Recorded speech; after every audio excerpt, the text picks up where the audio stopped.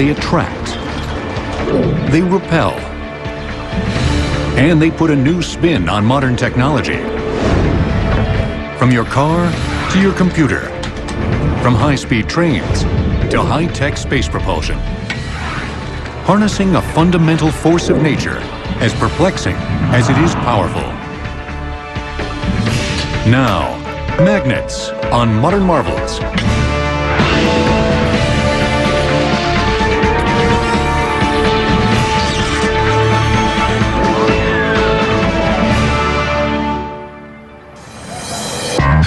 Welcome to Six Flags Magic Mountain in Southern California. Here, thrill seekers are taking the ride of their lives on the attraction called Superman. A roller coaster that owes its extreme propulsion and popularity to magnets. Six Flags wanted to build a roller coaster that went where no coaster had gone before, and that was to break the 100-mile-an-hour barrier. In order to get the speed with conventional coaster technology, we would have had to build a lift with a chain probably close to 500 feet tall in order to get that. Ride engineers had to find a more innovative solution. So we turned to magnets and electromagnets in order to generate an acceleration of the car that would break every record that was ever known in the roller coaster world. Superman uses magnetic devices called linear synchronous motors. Although the technology is complex, the underlying principle is elegantly simple. Everybody remembers from when they were kids where you had a magnet with a north pole and a south pole, and if you took another magnet and got the two north poles together, they'd repel, put the north to the south, and they would attract each other. And that's fundamentally how this technology works on the ride. You have magnets on the car. You have electromagnets in the track, and the electromagnets can produce repulsive and attractive forces to move the car. And as soon as the car gets to the place where it's being attracted, the electromagnet changes its polarity, the current changes, and attractive force turns to a repulsive force. And you keep doing this in synchronism with the motion of the car and produce constant motion. Banks of computers and switchers shift the electromagnet's polarity in milliseconds. This enables the cars to accelerate from a dead standstill to over 100 miles per hour in just 7 seconds. To this day, it remains in the record books as the tallest and fastest roller coaster, and we couldn't have done it without magnets and electromagnets. We rely on magnets for a lot more than thrills at the theme park. They're everywhere, playing a key role in virtually every kind of technology. From our microwaves, to our computers, to our cell phones. Throughout our house, throughout our car, throughout any office, there are dozens and dozens of magnets doing their work, but without being seen, out of sight, out of mind. We use magnets without hardly thinking about it every day. Hidden on the stripe of your credit card are little areas of magnetization, like a barcode. And when you swipe that through the card reader, that barcode information is downloaded to the computer. For many of us, our reliance on magnets goes hand in hand with our inability to fully fathom how they work. Magnetism is fascinating because of the mysteries. When you have things pulling at a distance without contact, certainly we understand when I push this hand against this hand where the forces are coming from. But when I take a North Pole and bring a North Pole close to it and they push apart, I don't see any contact. And that is always puzzling to people. Well, a magnet is simply an object that attracts iron. It attracts some other objects that are similar to iron, like cobalt or steel, but it does not attract other things like wood, glass, plastic, copper. So it's a very selective attraction force. This selective force also has a handy knack for passing on its properties to the iron objects it touches. This is a bar of steel. Right now, it's not magnetized. To show that this is not magnetic, I'll just simply bring it down to the pile of paper clips and nothing gets picked up. All I'm going to do is touch the north pole of this magnet. Doesn't matter what pole you touch. Now, this bar of metal becomes a magnet. A magnet works its magic by extending its force invisibly beyond itself, creating what's known as a magnetic field. Now we can make that visible so you can see it with some iron powder. And I'll cover the magnet up and put white piece of paper on there so you can actually see it. And I'll sprinkle some iron powder. These are little tiny particles of iron that will trace out the magnetic field. It's collecting a lot of powder right between the poles, but looping out into space are these magnetic lines. Returning to the South Pole, traveling through the magnet again, and exiting the North Pole in a circular looping fashion. To understand how a magnet is able to generate its field, we must look to the atoms from which they're made. If you look at the model of an atom, surrounding the nucleus in orbits are these electrons. These electrons are charged particles. That constitutes a magnetic field. So atoms can be atomic magnets. That's the reason something is magnetic, because of those atomic magnets. The paired electrons of many substances, however, spin in opposite directions, canceling out their respective magnetic fields. Magnetism results only when more of an atom's electrons are spinning in one direction than in the other, free to emit their magnetic fields. The atomic properties of magnets vary. There are so-called permanent magnets and temporary magnets, like the small bars on CD packages, which can lose their magnetism. To prevent one from triggering the security alarm after you buy a CD, the clerk uses an electromagnet to neutralize or degauss its magnetic field. And what exactly is an electromagnet? Like the name implies, it's any magnet that requires electricity in order to function. Kids have been making the simplest versions for decades. Just wrap some copper wire around a nail and attach the two ends of wire to a battery. The electric current flowing through the coil creates a magnetic field, and the nail becomes a magnet. Disconnect the wire and the magnetic field vanishes.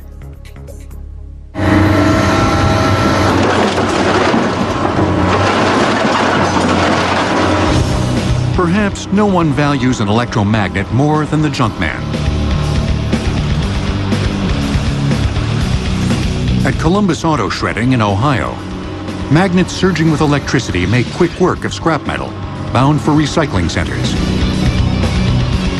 This particular machine works with joysticks, right and left hand. And we swing the machine over the material, stop it, maneuver the boom into place, let the magnet down onto the material. We activate with the right hand the magnet. We've got the material attached. We pull the boom back, pick it up. We swing it over the truck. Then we let it down into the bed, and then we use the left button to de-energize the magnet, let go of the scrap. This 6-foot wide magnet, capable of hoisting more than 5,000 pounds, was crafted here at Ohio Magnetics, just outside Cleveland. Its workers have been churning out king-size magnets for the steel industry since 1917. This is one of our Ohio Lodestar magnets. This is not a magnet unless electricity is running through it. The electricity comes in through the external magnet leads, goes into the terminal box, and down into the magnet coil. Manufacturing an electromagnet this beefy requires several exacting steps. It all starts with a roughly cast carbon steel case. This will house the coil that will carry the magnet's electric current. The first step is to flip the case upside down so a boring mill can hone its interior. This will ensure that the coil will fit inside it precisely. I had to check my measurements after every cut That's to make sure that I'm not going over or I'm not undersized. The most important dimensions to hold inside of this case here is the inside diameter and the center core diameter. So the coil can fit in there properly and rest on the bottom and on these shoulders here. The precisely machined case is also tailored to fit the bottom plate of the magnet, on which the coil will be wound. This is the bottom of an electro scrap magnet. The bottom will get a layer of insulation, and then around here we'll wrap the aluminum conductor. Thin strips of aluminum form the coil, tightly wound around a core fixed to the bottom plate. A thin strip of paper called Nomex is layered between each wind. The Nomex electrically insulates the adjacent layers of aluminum from one another to prevent shorting. After the coil assembly is complete, a welder fuses the case and the coil assembly together. Then, workers pour in a proprietary insulating compound that will fill the cavity remaining in the case. The compound will prevent the coil from contacting the inner wall of the case, again eliminating the possibility of electrical shorting. It will also act as a shock absorber as the magnet impacts against the material it lifts. And it will help the magnet keep its cool. Heat is a magnet's worst enemy. A magnet will lose about 25% of its lifting capability during a day's operation. The role of the compound is important because it transfers heat from the coil to the outside of the magnet case, and then air, which is around the outside of the magnet, cools the magnet to allow the magnet to efficiently operate. To cure the compound inside the magnet case, workers transfer the assemblage into an oven where it bakes at 325 degrees Fahrenheit for 12 hours.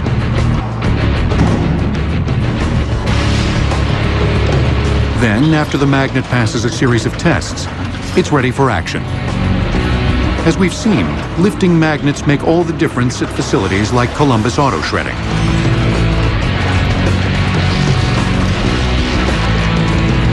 But they aren't the only kinds of magnets the company relies on to extract the recyclable iron and steel. In its processing plant, where derelict cars have an appointment with doom and the ravenous shredder, a variety of magnets await the mangled remains. It'll be their job to separate the iron and steel from the mass of debris. First, conveyors move the shreds beneath these rotating drums. Inside the drums, magnets set at fixed positions direct their attractive force down toward the passing fragments. The magnets draw them to the drum's surface, where they adhere until they're rotated up and out of the magnetic field's range. The shreds then fall to a conveyor. The uncollected shreds move to another magnet, set within the body of this rotating belt, to separate the iron and steel the large drums may have missed.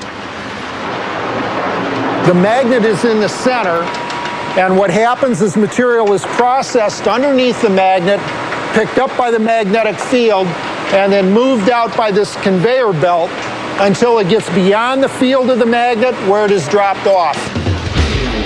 On average, the plant's magnets separate 500 tons of iron and steel each day, which the company then sells to recycling dealers.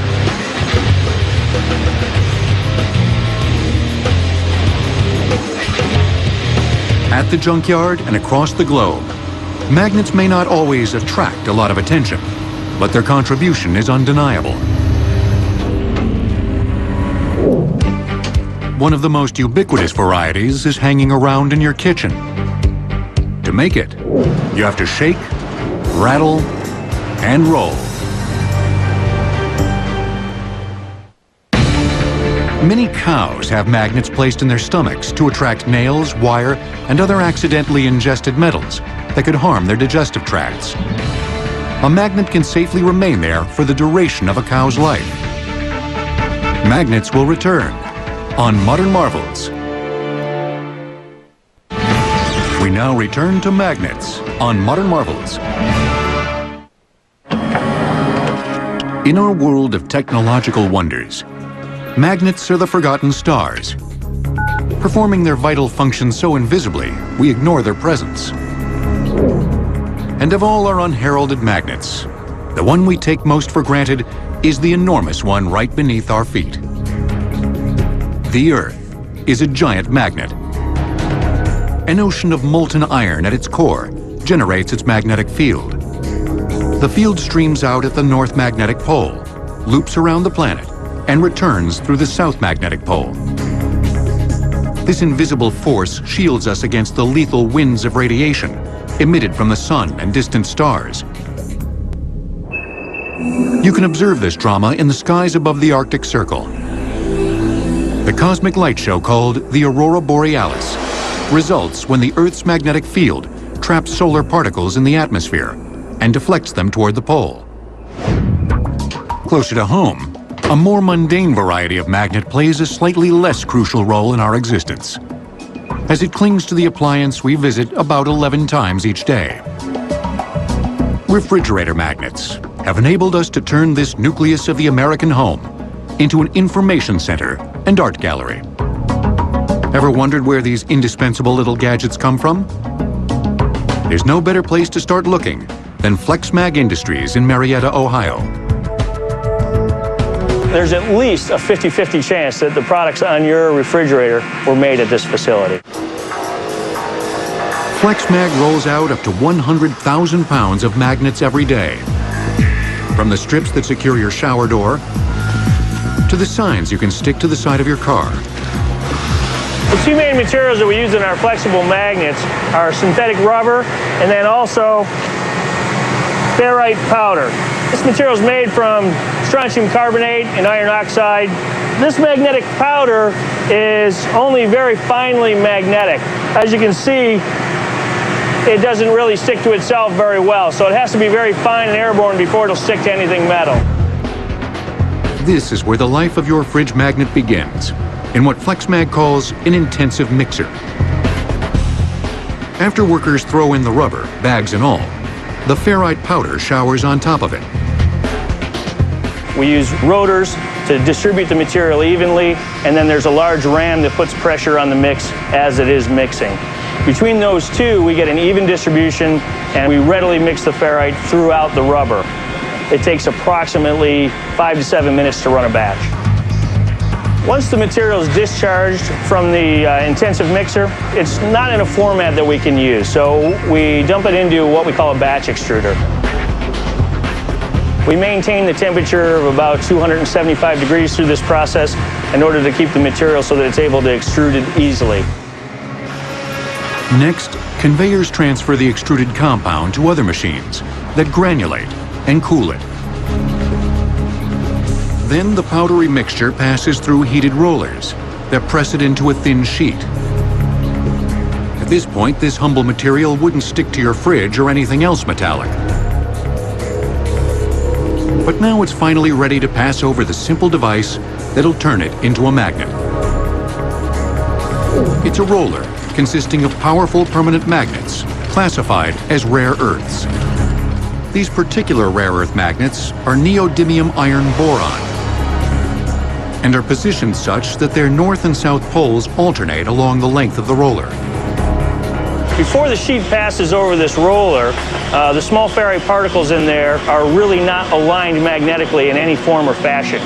As they pass over this, the field that is produced off of this rare earth magnetic roller aligns those little particles in the sheet to create a magnetic pattern on the sheet. And those would be a mirror image of what this magnetic pattern is on this roller.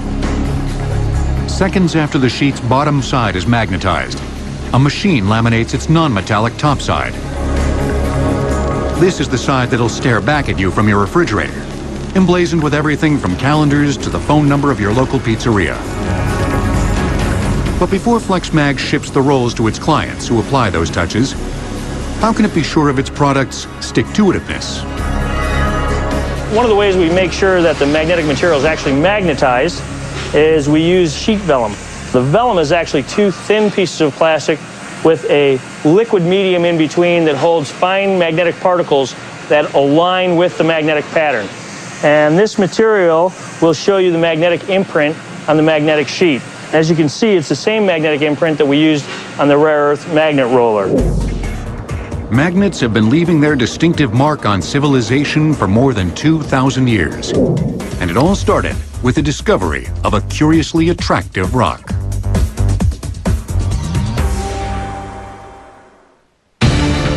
Earth's magnetic poles have changed places hundreds of times over the past 400 million years, reversing the direction of its magnetic field. The last reversal occurred about 780,000 years ago. Magnets will return on Modern Marvels.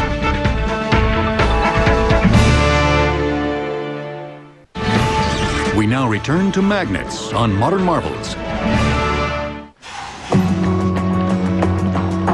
For centuries, scientists have attempted to solve one of the animal kingdom's most perplexing mysteries. How do some species regularly navigate vast distances across the globe without getting lost? Recent studies suggest an intriguing solution to the puzzle. Researchers believe some animals use tiny natural magnets in their bodies that enable them to sense the Earth's magnetic field. There is some evidence that birds and animals and fish use the magnetic field lines of the Earth to help them in their migration. They can find their direction, much like we do with a compass. Just as animals may use magnets to survive in nature, we use them to sustain ourselves in a world of mechanization. Our enduring relationship with magnetism dates back to antiquity. About 2,000 years ago, the ancient Greeks and the ancient Chinese independently discovered Earth's only magnet crafted by nature. It became known as the lodestone, or magnetite. It's an oxide of iron, and the basic properties of the lodestone come from its atomic structure, but how it's magnetized is still a bit of a mystery. We think there was lightning strikes hitting the rock and the magnetic fields from the lightning magnetizing the rocks. Chinese innovators used the unusual mineral as part of a device made of polished brass. On its surface, a spoon-shaped lodestone was free to rotate in response to the Earth's magnetic field. It marked man's earliest step toward the first practical application of magnets, the compass. A compass's magnetic needle determines direction by aligning itself with the Earth's magnetic north and south poles. If I place this in a little cup and allow it to float on some water so it's free to rotate, the compass will turn around and align itself pointing at the South Pole. If I reverse the magnet, the compass senses that the pole has changed and points the other way. Reverse it again, it swings back around. By the 13th century AD, the compass changed the face of sea travel, relieving sailors from plotting their courses solely by the sun and stars. When storms obscured the skies, they could still ably navigate. In the centuries to come, the curious began to slowly unravel magnetism's mysteries. William Gilbert, physician to England's Queen Elizabeth I, led the way in 1600 with his landmark treatise, De Magnete. It was Gilbert who first concluded that the Earth was indeed a giant magnet. More than 2 centuries passed before an accidental discovery produced the next crucial breakthrough. In 1820, Danish physicist Hans Christian Ørsted stumbled upon magnetism's inextricable relationship to electricity. Hans Christian Ørsted was the first to demonstrate that electric current down a wire would produce a magnetic field. He just had a compass needle near a wire. When the current went on, the compass needle turned. When the current went off, the compass needle turned back. And he thought this was very curious. This discovery tied together 2 separate disciplines, electricity and magnetism. Ørsted discovered that they're really one and the same thing. A decade after Ørsted discovered that electricity creates magnetism, English scientist Michael Faraday demonstrated the reverse, that magnetism can produce electricity. He found that moving a magnet near a stationary coil of wire or moving a coil of wire within a magnetic field induced electric current. The oscilloscope is connected to the coil, and it reads the voltage that is induced in the coil. So you can see as I move the coil through the magnet, the spot moves up and down in response. The faster you go, the greater the voltage. So if you need more electricity, you have to move it faster. Faraday's discovery was monumental. It paved the way for the invention of the electric generator, which enabled man to create electricity on a scale never before imaginable. The key to generating the power was to harness some form of mechanical energy in order to put the magnets or electric coils into motion. In a hydroelectric plant, it's water falling over the dam through the sluiceway and turning the water wheel. In a coal-burning power plant, the coal makes steam and the steam turbine turns the generator. A wind power generator, the wind turns the blades of the generator. So the process is the same. Mechanical energy converted to electricity. In the early 20th century, magnets were also empowering the reverse of this process, driving electrical motors that converted electricity to mechanical energy. The motors had eclipsed steam engines as the era's prime movers, propelling everything from trolleys to cranes to elevators. In a common electric motor, an electromagnet called the armature revolves between the north and south poles of a stationary magnet called the stator. The armature rotates until its north pole is opposite the south pole of the stator. The direction of the armature's current is then reversed by a device called a commutator, changing its north pole to a south pole. The two south poles repel each other, pushing the armature forward. The current reverses every half turn, keeping the armature in motion by frustrating its effort to bring north poles near south poles. Magnet-driven motors and generators accelerated the 20th century's modernization through electricity. Two inextricably linked industries powered one another's advancement. The rise of the electrical industry involved a great growth in the use of magnets. And also these things work together. As the industry grew, magnets got better. As magnets got better, the industry grew. So it was very much a symbiotic relationship between magnets and electricity. Experts advanced both industries by developing new generations of magnets with ever-improving properties. The first commercial magnets were made from carbon steel and later tungsten steel. These were stronger than the naturally occurring lodestone, but heat and jarring could significantly reduce their magnetism.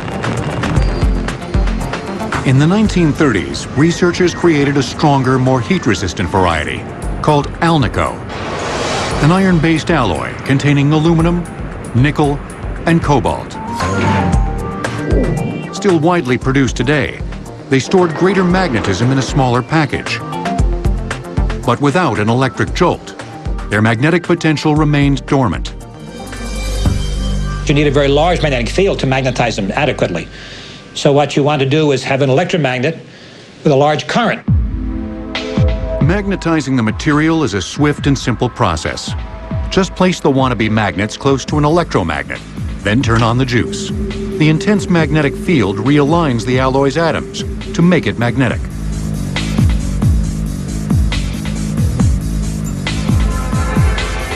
In the 1950s, Alnico magnets were joined by low-cost compact alternatives called ferrites.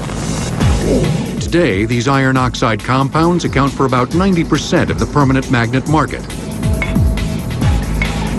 The ferrite magnets allowed motors to be made in a smaller diameter, shorter length, and really the application fitted itself very well for the automobile industry. Now you could have seat positioner motors, for example, that fit very nicely beneath the passenger seat, and window lift motors that were now small enough to fit very nicely into the door of an automobile. Today, magnets play a key role in not only our cars, but also our computers. Researchers exploring new frontiers in that field are beginning to see the light.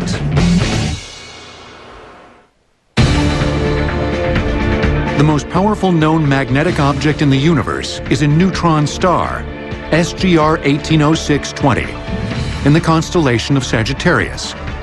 Its magnetic field is 1,000 trillion times stronger than Earth's. Magnets will return on Modern Marvels. We now return to magnets on Modern Marvels.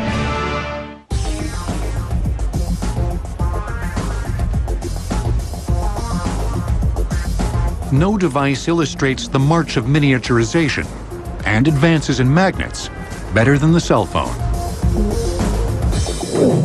When retailers unveiled the first generation of models in the 1980s, they were as big as bricks and just about as heavy. Over the years, smaller and smaller transistors helped designers create phones with footprints no bigger than a business card. But without a tiny rare earth magnet for its speaker, a model this petite would never have been possible. Rare earth magnets were first developed in the 1970s and 80s, derived from a group of scarce metals that until that time were very difficult to refine. They've found that adding these metals to samarium and cobalt together make a very powerful permanent magnet. These are extremely strong. If you take a magnet made of samarium cobalt, just 3/8 of an inch square, and bring them together, you physically have to work very hard to pull them apart. The mighty and minuscule rare earth magnets have helped power the age of mobile computing. They're an integral part of every laptop's miniature disk drive. The relationship between magnets and computers dates back to the 1950s, when scientists explored the idea of using magnets as repositories for information. A North Pole up gives one measure of something.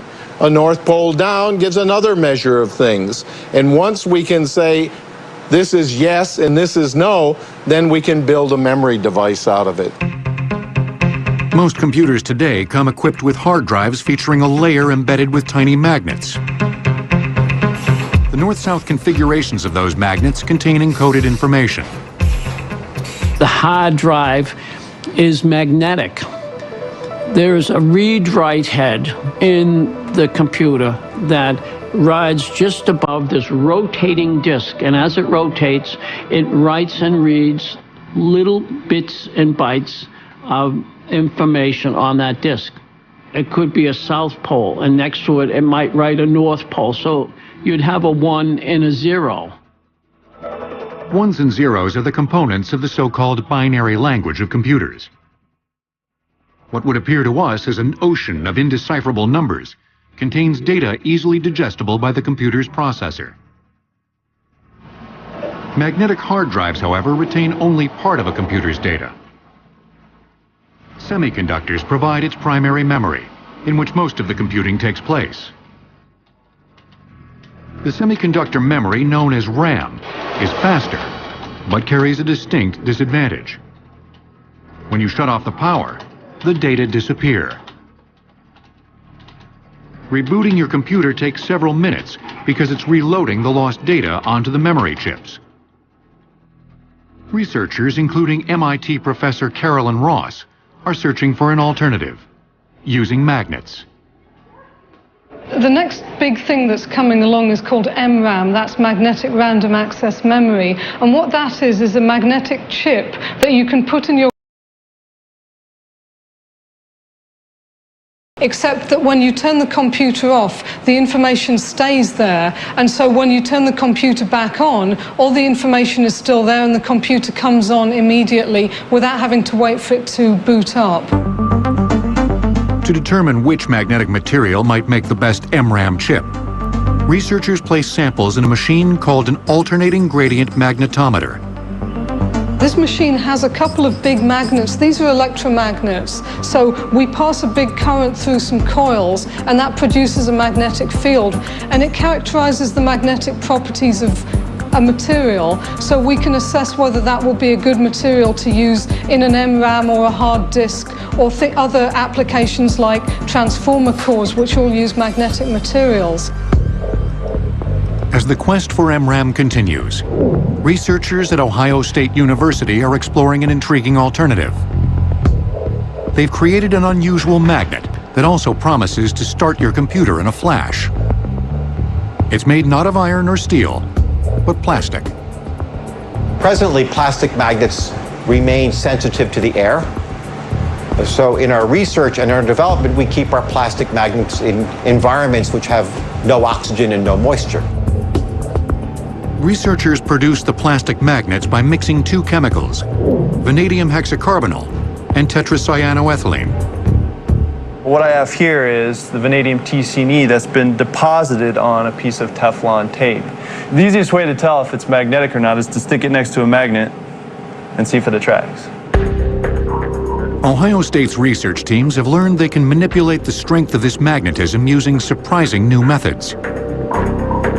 With plastic magnets, you're able to control magnetism in ways we can't control it with conventional metal or ceramic magnets. The plastic magnet has a structure we can address with light. Experimenting with lasers, the researchers have found they can alter the strength of plastic magnets using different colors of light. Blue light increases the magnet's strength by about 150%. Green light has the opposite effect. It reduces the magnetism by about 60%. Such results hold the promise of recording and reading digital information in a revolutionary new way. Plastics that are magnetic opens up the opportunity for new kinds of technologies that will have computers that turn on instantly, low-power electronics, lightweight ways of storing information. Experts are confident that magnets will rise to the occasion in all fields of scientific endeavor. Some of magnetism's most intriguing applications are totally up in the air. In 1956, IBM introduced RAMAC, the first computer system to use magnetic disks to store data. It required 50 24-inch disks to store 5 megabytes, about the same amount of memory needed for a typical MP3 song. Magnets will return on Modern Marvels. We now return to magnets on Modern Marvels. There's a magnet in Florida attracting the global scientific community. Housed at Tallahassee's National High Magnetic Field Laboratory, it's the largest and most powerful magnet in the world. It generates a magnetic field about 1 million times greater than the Earth's, making it an invaluable research tool. Well, the mission of the laboratory, the primary mission, is to conduct science in very high magnetic fields. The main reason that we seek out these very, very high fields are much the same reason we might measure things at very high temperatures or very low temperatures, very extreme conditions.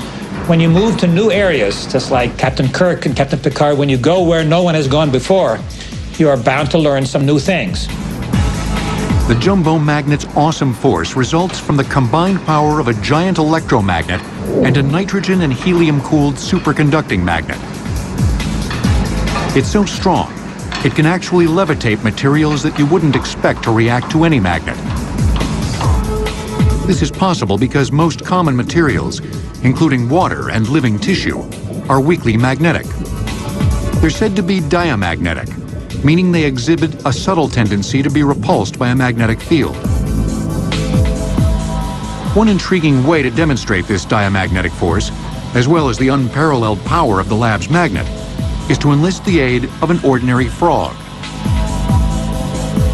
Frogs are 90% water, and water's diamagnetic.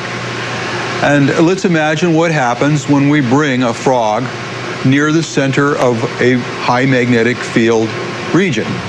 When we do this, the diamagnetic force on the frog gets larger and larger.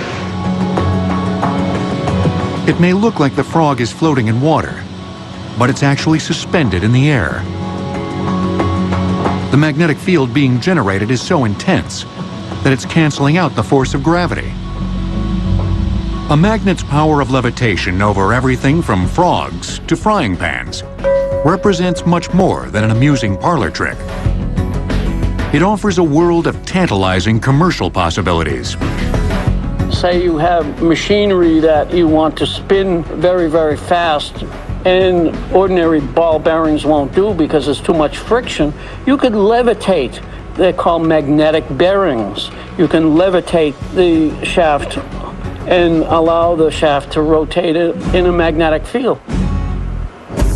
A racier form of magnetic levitation is scorching its way along a 12-mile test track in Emsland, Germany.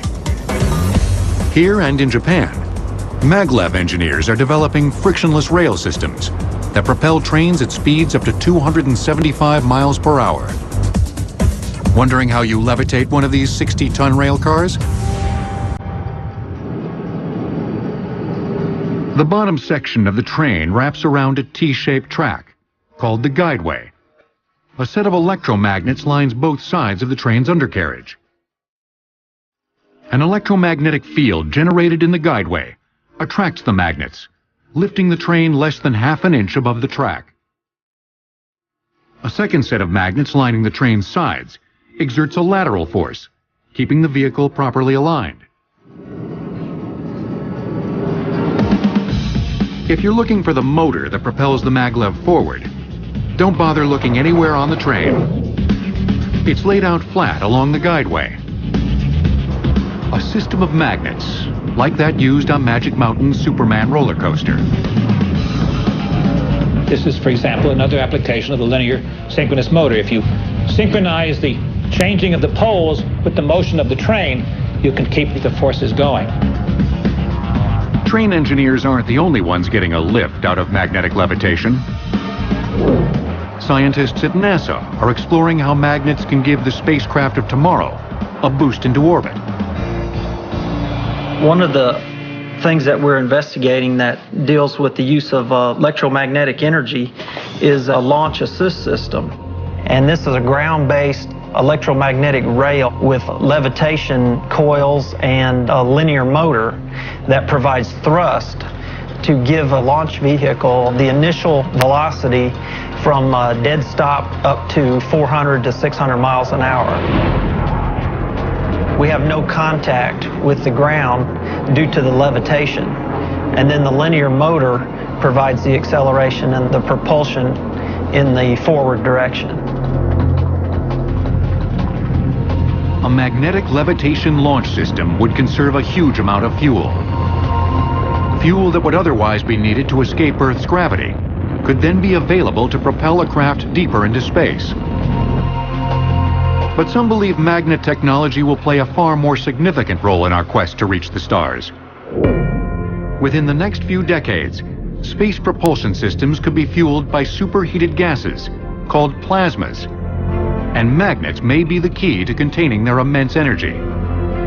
The particles inside the plasma are charged particles that have very high kinetic energy. That means they're moving. Moving charged particles create a magnetic field. So that means a plasma is magnetic and will respond to a magnetic field. Experts theorize that magnets would be the only force capable of preventing the superheated plasmas from burning through the walls of the propulsion system. And only magnets could safely direct the plasmas to reaction chambers. If such a system could be engineered, it would power a bold new age of exploration. This concept would eventually lead to enabling humans to go anywhere in the solar system, anytime they want to go, and at reasonable cost. From the cosmos to your computer. From roller coasters to your refrigerator, magnets exert their invisible yet indelible influence. They surround us and empower us as a crucial driving force in our lives. glorious